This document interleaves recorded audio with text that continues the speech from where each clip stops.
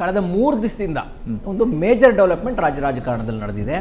BK. Hariprasad ಅವರನ್ನ ಸಚಿವರನ್ನಾಗಿ ಮಾಡಬೇಕು ಅನ್ನೋ ಚರ್ಚೆ ಶುರುವಾಗಿದೆಯಂತೆ. ಈ ಚರ್ಚೆಯಲ್ಲಿ ಬಿ.ಕೆ. ಹರಿಪ್ರಸಾದ್ ಅವರ ಪರವಾಗಿ ಸಿದ್ದರಾಮಯ್ಯನವರು ಬ್ಯಾಟ್ ಬೀಸಿದ್ದಾರೆ ಅನ್ನುವ ಸುದ್ದಿ. ಅವ್ರಿಗೆ ಮಂತ್ರಿಗಿರಿ ಕೊಡಿ ಅಂತ, ಮಂತ್ರಿಗಿರಿ ಕೊಟ್ಬಿಡಿ ಅವರಿಗೆ, ಸೊ ಪಕ್ಷ ಸಂಘಟನೆಗೆ ಹೆಲ್ಪ್ ಆಗುತ್ತೆ ಅಂತ ಸಿದ್ದರಾಮಯ್ಯನವರು ಹೇಳಿದ್ದಾರೆ ಅನ್ನೋ ಸುದ್ದಿ. ಆ ನಂತರ ಸತೀಶ್ ಅವ್ರಿಗೂ ಸಿದ್ದರಾಮಯ್ಯನವ್ರಿಗೂ ತೀರಾ ವಿರಸ ಶುರುವಾಗಿದೆ. ನಿನ್ನೆ ಒಂದು ಮೀಟಿಂಗ್ ನಡೀತು, ಅದರಲ್ಲಿ ಪರಸ್ಪರ ಒಂದು ಸ್ಟೇಜ್ ಮೇಲೆ ಕೂತರು, ಒಬ್ರಿಗೊಬ್ರು ಮಾತಾಡಲಿಲ್ಲ ಅನ್ನೋ ಚರ್ಚೆ. ಸೇಮ್ ಟೈಮ್ ಇವತ್ತು ಬೆಳಗಾವಲ್ಲಿ ಯಾರೋ ಮುಖ್ಯಮಂತ್ರಿಗಳು ಗಾರ್ಡ್ ಆಫ್ ಆನರ್ಗೆ ಇವ್ರನ್ನ ವೆಯ್ಟ್ ಮಾಡಿ, ಇದು ಮುಖ್ಯಮಂತ್ರಿಗಳು ಸ್ವೀಕರಿಸುವಂಥದ್ದು, ಆದರೆ ವೆಯ್ಟ್ ಮಾಡಿ ಅವ್ರಿಗೋಸ್ಕರ ವೆಯ್ಟ್ ಮಾಡಿ ಗಾರ್ಡ್ ಆಫ್ ಆನರ್ನ ಸ್ವೀಕರಿಸಿದ್ದಾರೆ. ಈ ಮೂಲಕ ಏನೋ ಡಿ.ಕೆ. ಮತ್ತು ಸತೀಶ್ ಜಾರಕಿಹೊಳಿ ಬಾಯಿ ಅನ್ನುವ ಮೆಸೇಜನ್ನು ಪಾಸ್ ಮಾಡಿದ್ದಾರೆ. ಇದು ಕ್ಲಿಯರ್ ಇದೆ. ನಾವು ಅನ್ಕೋತಾ ಇದ್ದು ಇನ್ನೂ ಡಿಸ್ಪ್ಯೂಟ್ ಇರಲಿಕ್ಕಿಲ್ಲ, ಸಿದ್ದರಾಮಯ್ಯ ಮತ್ತು ಸತೀಶ್ ಅವ್ರ ಮಧ್ಯೆ ಡಿಸ್ಪ್ಯೂಟ್ ಇರಲಿಕ್ಕಿಲ್ಲ, ಸುಮ್ಮನೆ ಹೇಳ್ತಿರ್ಬೋದು ಅಂತ ಒಂದು ಮಾತು ಡಿಸ್ಕಷನಲ್ಲಿತ್ತು. ಆದರೆ ಡಿಸ್ಪ್ಯೂಟ್ ಇದೆ ಅನ್ನೋದು ಪ್ರೂವ್ ಆಗ್ತಾ ಬರ್ತಾ ಇದೆ. ಆಮೇಲೆ ಮೊನ್ನೆ ಹೇಳಿದ್ರು ಸಿದ್ದರಾಮಯ್ಯನವರು ಓಡಬೇಕಾಗತ್ತೆ ಅನ್ನುವ ಸ್ಟೇಟ್ಮೆಂಟನ್ನು ಸತೀಶ್ ಜಾರಕಿಹೊಳಿ ಅವರು ಕೊಟ್ಟಿದ್ರು. ಓಡದೇ ಇದ್ದರೆ ಎಲ್ಲರೂ ರಾಜಕಾರಣದಲ್ಲಿ ಹಂಗಲ್ಲ, ಇಳಿದು ಓಡ್ತಾ ಇರಬೇಕು. ನಾವು ಸಮ್ಟೈಮ್ಸ್ ಟ್ರೈನ್ ಮಿಸ್ ಆದಾಗ ಇಲ್ಲಿಂದ ತುಮಕೂರಿಗೆ ಫಾಲೋ ಮಾಡ್ತಾ ಇದ್ದೋ, ಕಾರಲ್ಲಿ ಹೋಗ್ತಾ ಇದ್ದೋ, ಅಲ್ಲಿಂದ ಅರಸೀಕೆರೆಗೆ ಹೋಗಿ ಹೋಗಿದ್ದು ಉದಾಹರಣೆ ಇದೆ. ಮನೇಲಿ ಕೂತ್ರೆ ಅಲ್ಲೇ ಉಳ್ಕೋಬೇಕಾಗುತ್ತೆ ಅನ್ನುವ ಸ್ಪಷ್ಟ ಸಂದೇಶವನ್ನು ಕೊಟ್ಟಿದ್ರು ಅವರು, ನೇರವಾಗಿ ಸಂದೇಶವನ್ನು ಕೊಟ್ಟಿದ್ರು. ಈಗ ಡಿ.ಕೆ. ಮತ್ತು ಇವರಿಬ್ಬರು ಒಂದಾಗಿರೋದು ನೋಡಿದ್ರೆ, ಡಿ.ಕೆ.ಯ ಮುಂದಿನ ಕನಸಿದೆಯಲ್ಲ, 2028ರ ಕನಸಿದೆಯಲ್ಲ, ಅದಕ್ಕೆ ಪೂರಕವಾಗಿ ತನ್ನ ಏನೋ ಟೀಮನ್ನು ಭದ್ರ ಮಾಡ್ಕೊಳ್ತಿರೋ ಥರ ಕಾಣ್ತಾ ಇದೆ. ಎರಡನೇದು, ಕಲ್ಯಾಣ ಕರ್ನಾಟಕದ ನಂತರ ಈಗ ಕಿತ್ತೂರು ಕರ್ನಾಟಕ ಭಾಗದ ಮೇಲೆ ಮುಖ್ಯಮಂತ್ರಿಗಳು ಕಣ್ಣಿಟ್ಟಿದ್ದಾರೆ. ಸರ್ ನಾವೆಲ್ಲ ಡಿಸ್ಕಷನ್ ಮಾಡ್ತಾ ಇದ್ದೋ, ಹೆಗಡೆಯವ್ರ ಥರ ಈ ಕಡೆ ಬಿ.ಕೆ. ಹರಿಪ್ರಸಾದ್ ಮತ್ತು ಟೀಮು ಪಕ್ಷದ ವಿಚಾರವಾಗಿ ಬೇರೆ ಬೇರೆ ಸ್ಟ್ರಾಟಜಿಗಳನ್ನು ಇಲ್ಲಿ ಮಾಡ್ತಾ ಇದ್ದರೆ, ಅಲ್ಲಿ ಹೋಗಿ ಮುಖ್ಯಮಂತ್ರಿಗಳು ಡಿ.ಸಿ.ಎಮ್ನ ಕರ್ಕೊಂಡು, ಮಿನಿಸ್ಟ್ರುಗಳನ್ನ ಕರ್ಕೊಂಡು, ಜೊತೆಗೆ ಎಲ್ಲದಕ್ಕಿಂತ ಪ್ರಮುಖ ಅಂತ ಹೇಳಿದ್ರೆ ಎಲ್ಲ ಪಕ್ಷಗಳ ಮುಖಂಡರನ್ನು ಕರೆಸಿ ಪ್ರಗತಿ ಪರಿಶೀಲನಾ ಸಭೆನ ಮಾಡ್ತಾ ಇದ್ದಾರೆ. ಇದು ಬಿಗ್ಗೆಸ್ಟ್ ಮೆಸೇಜ್.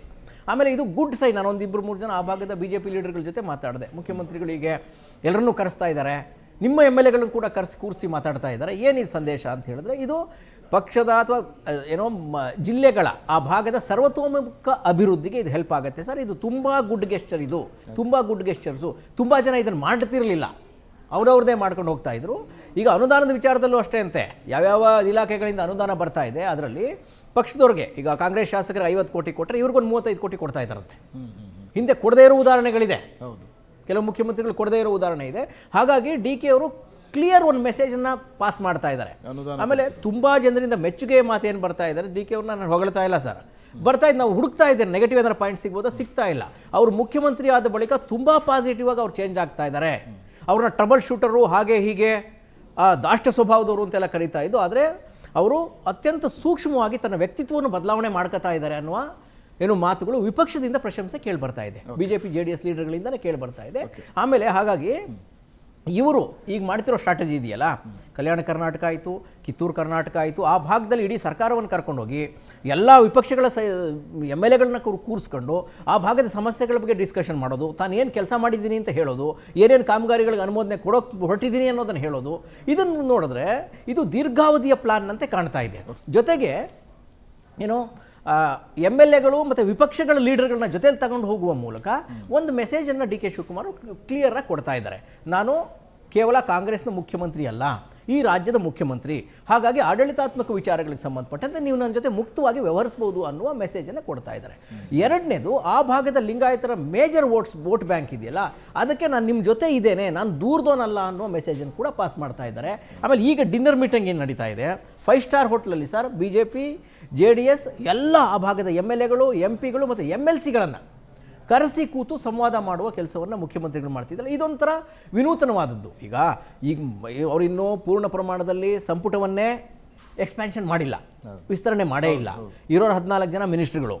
ಆದಾಗ್ಯೂ ಕೂಡ ಮೊದಲ ತಿಂಗಳಲ್ಲೇ ಇವರು ಫೀಲ್ಡ್ಗೆ ಹೋಗಿ ಕೆಲಸ ಮಾಡ್ತಿರೋದು ನೋಡಿದ್ರೆ ಈಗಲೇ ಟ್ರೆಂಡ್ ಸೆಟ್ ಆಗುತ್ತೆ ಅಂತ ನಾವು ಹೇಳಕ್ಕೆ ಬರಲ್ಲ. ಆದರೆ ಈ ಇಂಪ್ಯಾಕ್ಟನ್ನು ಅಲ್ಲಗಳೆಯೋಕ್ಕಾಗೋದಿಲ್ಲ. ಇಂಪ್ಯಾಕ್ಟ್ ಆಗುವ ಎಲ್ಲ ಸಾಧ್ಯತೆಗಳಿದೆ ಸರ್. ಮುಖ್ಯಮಂತ್ರಿಗಳ ಈ ನಡೆ ಇದೆಯಲ್ಲ ಸರ್, ಎಲ್ಲ ವಿಪಕ್ಷಗಳ ಲೀಡರ್ಗಳನ್ನ ಕೂರಿಸ್ಕೊಂಡು ರಾಜ್ಯದ ಪ್ರಗತಿ ಬಗ್ಗೆ ಸಂವಾದ ಮಾಡುವ ನಡೆ ಇದೆಯಲ್ಲ, ಇದು ಅನುಕರಣೀಯ. ಇದೊಂದು ಮಾದರಿ, ಇದು ಬೇರೆಯವ್ರಂಗೆ ಮಾಡಿಲ್ಲ, ವಿನೂತನವಾದಂಥ ಒಂದು ಪ್ರಯತ್ನ. ಹಾಗಾಗಿ ಮುಖ್ಯಮಂತ್ರಿಗಳಿಗೆ ಆ ಭಾಗದ ಜನ ಒಂದಷ್ಟು ಇವರಿಗೆ ಗ್ರೇಸ್ ಮಾರ್ಕ್ಸ್ಗಳು ಕೊಡ್ಬೋದು. ಟ್ರೆಂಡ್ ಈಗಲೇ ಗೊತ್ತಾಗಲ್ಲ, ವೋಟರ್ಗಳ ಮೂಡು ಹೆಂಗೆ ಸ್ವಿಂಗ್ ಆಗುತ್ತೆ ಅಂತ ಗೊತ್ತಾಗಲ್ಲ. ಇದನ್ನು ನೋಡಿ ಮುಖ್ಯಮಂತ್ರಿಗಳ ಪರವಾಗಿ ಅಲೆ ಬೀಸ್ಬೋದು ಅಂತ ಈಗಲೇ ಹೇಳಕ್ಕೆ ಬರಲ್ಲ. ಆದರೆ ಇದರ ಇಂಪ್ಯಾಕ್ಟ್ನ ನಾವು ಅಲ್ಲಗಳೆಯೋಕ್ಕೆ ಸಾಧ್ಯ ಇಲ್ಲ ಅಂತ ನನಗನ್ನಿಸ್ತಾ. ಮುಖ್ಯಮಂತ್ರಿಗಳು ಆ ಭಾಗದ ಜನರ ಜೊತೆ ಹೋಗಿ ಕೂತಿದ್ದಾರೆ. ಅವರು ಹಗಲು ಅಲ್ಲಿ ಕೂತ್ಕೋತಾ ಇಡೀ ದಿನ ಕೂತ್ಕೋತಾ ಇದ್ದಾರೆ. ಇದರಿಂದ ಭಾಳ ದೊಡ್ಡ ಒಂದು ಪೊಲಿಟಿಕಲ್ ಮೈಲೇಜ್ ಅವ್ರಿಗೆ ಸಿಗ್ತಾ ಇದೆ. ಅವ್ರಿಗೆ ಡಿ ಕೆ ಅವ್ರಿಗಿದ್ದ ಇಮೇಜ್ ಏನು ಒಂದು ಅವ್ರಿಗೆ ಡೆಡ್ಲಿ ಡೀಲರ್ ಅಂತ ಕರಿತಾ ಇದ್ರು ಅವ್ರನ್ನ, ಆಮೇಲೆ ಪೊಲಿಟಿಕಲ್ ಫಿಕ್ಸರ್ ಅಂತ ಕರಿತಾ ಇದ್ರು. ಈಗ ಇವರು ಅಧಿಕೃತವಾಗಿ ಸರ್ಕಾರಿ ಕಾರ್ಯಕ್ರಮವನ್ನು ಆ ಭಾಗದಲ್ಲಿ ಹಮ್ಮಿಕೊಂಡು ಒಂದು ಮುಖ್ಯಮಂತ್ರಿಗಳು ನಮ್ಮ ತವರಲ್ಲಿದ್ದಾರೆ, ನಮ್ಮ ಭಾಗದಲ್ಲಿದ್ದಾರೆ, ನಮ್ಮ ಜೊತೆ ಇದ್ದಾರೆ ಅನ್ನುವ ಫೀಲಿಂಗ್ನ ಜನರಲ್ಲಿ ತಲುಪಿಸ್ತಾ ಇದ್ದಾರೆ. ಎರಡನೇದು, ವಿಪಕ್ಷಗಳ ಲೀಡರ್ಗಳನ್ನ ಅಧಿಕೃತ ಕಾರ್ಯಕ್ರಮದಲ್ಲಿ ಕರೆಸ್ಕೊಳ್ಳೋ ಮೂಲಕ ಇವ್ರು ಈ ಫಿಕ್ಸರ್ ಅನ್ನುವ ಹೆಸರಿದೆಯಲ್ಲ ಅದಕ್ಕೆ ಪೂರಕವಾಗಿ ಕೆಲಸ ಮಾಡ್ತಾ ಇದ್ದಾರೆ ಅಂತ ನನಗೆ ಅನಿಸ್ತಾ ಇದೆ. ಎರಡನೇದು, ನಿಮಗೆ ಆ ಮೀಟಿಂಗಲ್ಲಿ ಸರ್ ಒಬ್ಬ ಈಗ ವಿಪಕ್ಷದ MLAಗಳನ್ನ MLCಗಳನ್ನ ನೀವು ಕರೆದು ಕೂರಿಸ್ಕೊಂಡು ನಿಂದು ಏನು ಅಹವಾಲು ಅಂತ ಕೇಳೋಕ್ಕೆ ಶುರು ಮಾಡಿದ್ರೆ ನಿಮ್ಗೆ ಗೊತ್ತಾಗ್ಬಿಡ್ತದೆ ಅವನು ಯಾರು ಅಂತ.